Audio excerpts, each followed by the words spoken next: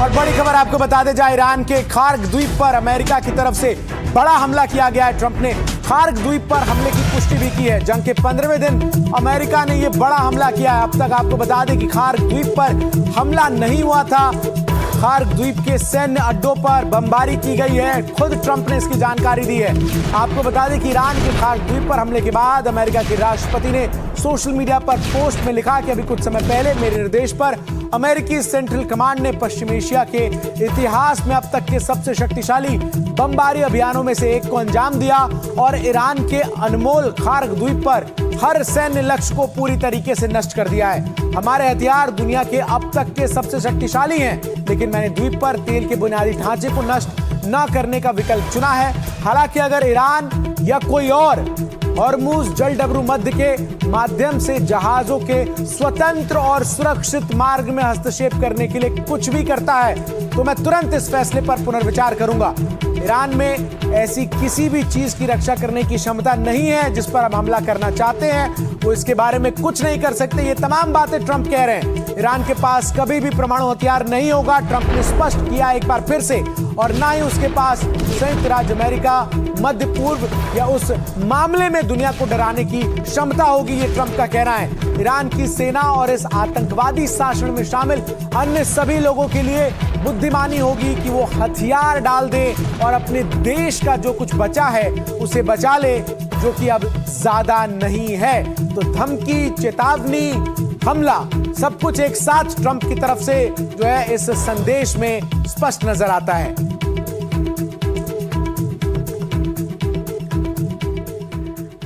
और विशाल विवेक इस खबर पर और ज्यादा जानकारी के लिए हमारे साथ जुड़ गए हमारे सहयोगी। विशाल, ये अटैक जो किया गया है अमेरिका की तरफ से, डोनाल्ड ट्रंप का बयान सामने आया है और अब तक का सबसे बड़ा हमला वो इससे बता रहे हैं।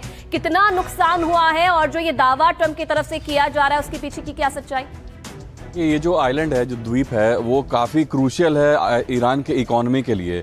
तो अगर इस आइलैंड पे हमला बहुत बड़ा हुआ है तो ये काफ़ी हानिकारक हो सकता है ईरान के लिए। लेकिन जो ट्रंप ने साफ तौर पे कहा है कि वो जो इसके सैनिक ठिकाने हैं उन पे हमला किया गया, उनको ख़त्म किया गया। लेकिन जो ऑयल इंफ्रास्ट्रक्चर है, जो ऑयल ठिकाने हैं, जो तेल के कुएं हैं, जो तेल के जो इंफ्रास्ट्रक्चर, उन पे हमला नहीं किया गया। तो जो इस आइलैंड की जहाँ तक बात होती है, उस पे जो ऑयल के जो ठिकाने हैं वही जो वहाँ के जो सबसे महत्वपूर्ण जगह है, तो उस पर अगर हमला नहीं हुआ है तो उसको यूज़ करना चाहते हैं ट्रंप, कि वो धमकी दे रहे हैं कि अगली बार उन ठिकानों पे भी हमला हो सकता है अगर स्ट्रेट ऑफ हॉर्मुज को नहीं खोला गया ईरान के द्वारा।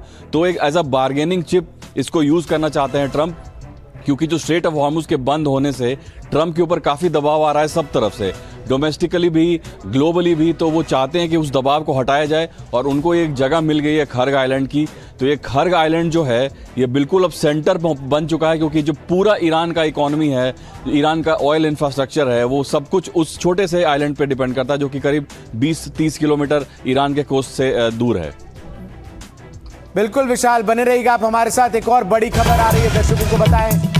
जहां खार्ग द्वीप पर हमले पर ईरान का भी बयान आया है। हमले में तेल डिपो को नुकसान हुआ है, ईरान का ये कहना है। अमेरिका के राष्ट्रपति ने कहा है कि हमने तेल डिपो को निशाना नहीं बनाया है, लेकिन दूसरी तरफ ईरान कह रहा है कि तेल डिपो को नुकसान हुआ है।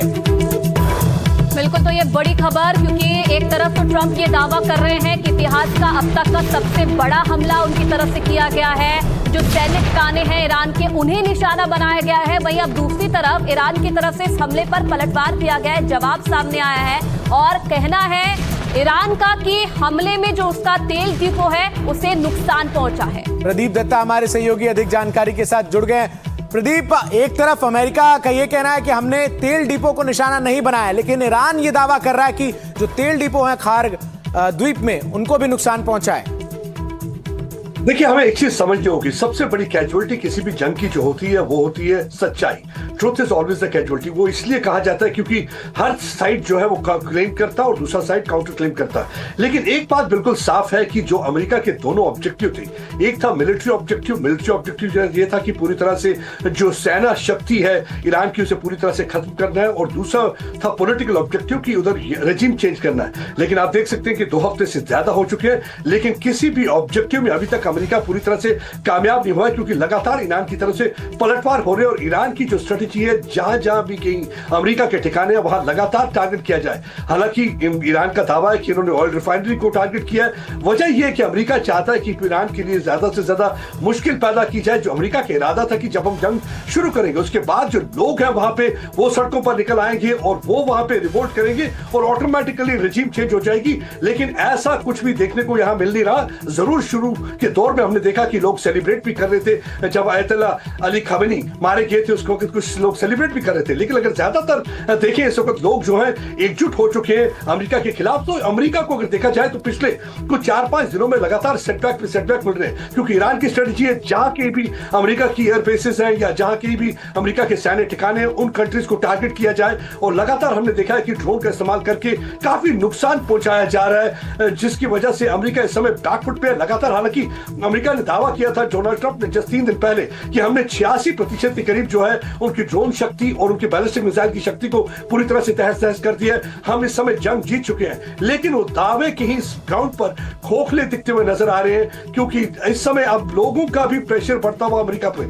जैसे जैसे ये जंग ज्यादा ज्यादा बढ़ती जाएगी उस तरह ही अमेरिका में जो लोग हैं ईरान पर जो है डोनाल्ड ट्रंप पे प्रेशर डालेंगे, क्योंकि कहीं ना कहीं लगता है कि डोनाल्ड ट्रंप ने जानबूझकर इसको जंग को घसीटा है और इसमें कोई फायदा अभी तक अमेरिका को खास होता हुआ नजर नहीं आ रहा। लेकिन इस समय हालात जो स्थिति है काफी मुश्किल है, क्योंकि ईरान की जो स्ट्रेटेजी है, जैसे जिस तरीके से स्ट्रेट ऑफ हॉर्मुज पे उन्होंने अपना कब्जा जमाए रखा है, उसकी वजह से हमने देखा है कि ऑलरेडी गैस की किल्लत कई जगह पे देखने को मिल रही है। उसकी वजह से खाली ये जो है अमेरिका और इजराइल ही जंग मर नहीं है, बल्कि बाकी मुल्कों पर भी काफी असर पड़ता हुआ नजर आ रहा है। यही एक वजह है कि इस समय अमेरिका की परेशानियां बढ़ती जा रही है। हालांकि वो लगातार बिल्कुल प्रदीप, आप बने रहिए हमारे साथ। जरा दर्शकों को यह भी बताते हैं कि आखिर जिस खार्क द्वीप की बार बार बात की जा रही है उस पर यह हमला जो अमेरिका की तरफ से किया गया, ये इतना अहम क्यों हो जाता है? आपको बता दें कि करीब 20 वर्ग किलोमीटर का एक छोटा सा ये द्वीप है जिसमें ईरान के 90% कच्चे तेल का निर्यात यहीं से होता है।